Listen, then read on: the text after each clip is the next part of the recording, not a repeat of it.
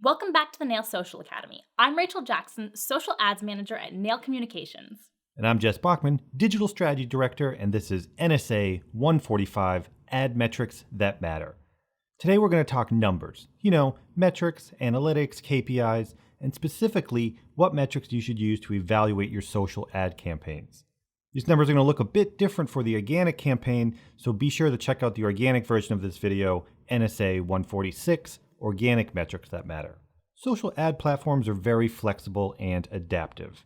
It's like having a blank canvas where you can paint whatever you want from any part of the funnel.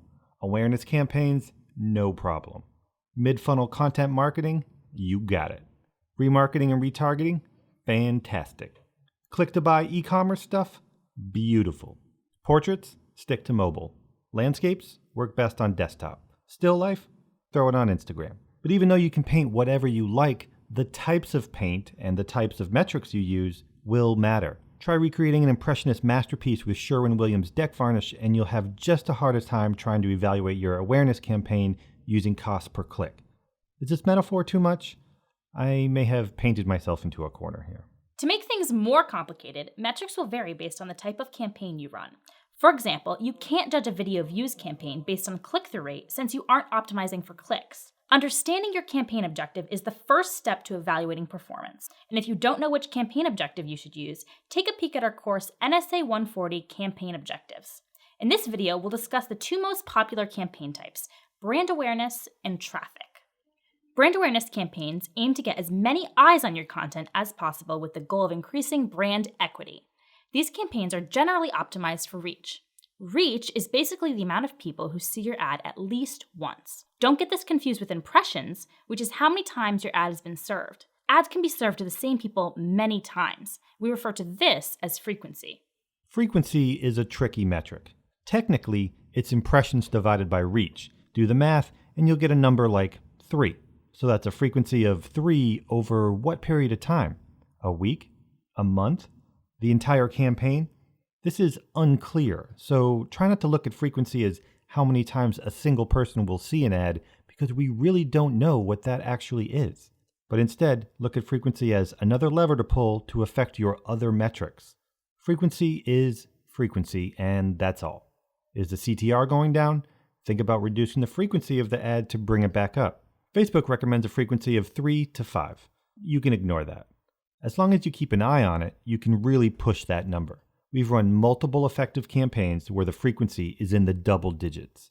Beyond frequency and reach, ad recall lift is one of the most important metrics for brand awareness.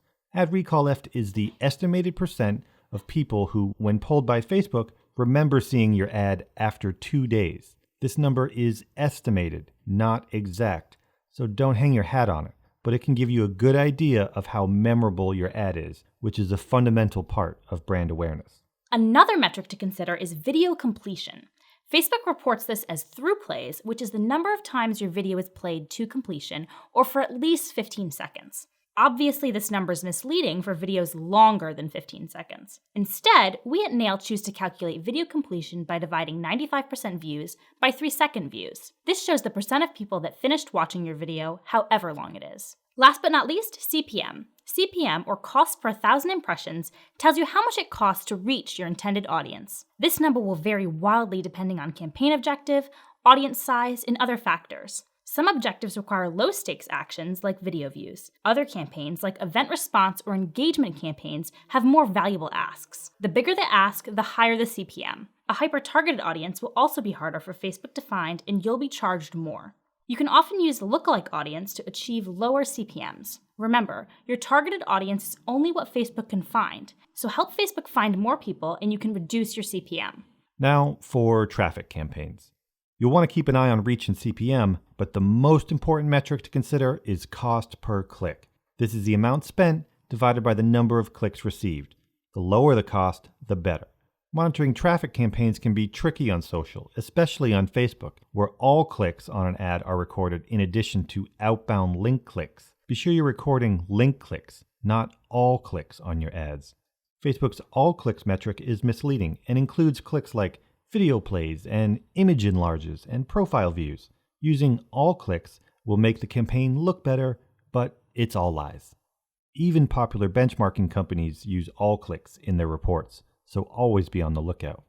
Click-through rate is another valuable metric. CTR can be found by dividing clicks by impressions. And again, you want the link click-through rate, not the fake CTR all. This is essentially the percentage of times people saw your ad and performed a link click. Among other things, this is a good measure of how persuasive your ad is at getting people to take immediate action.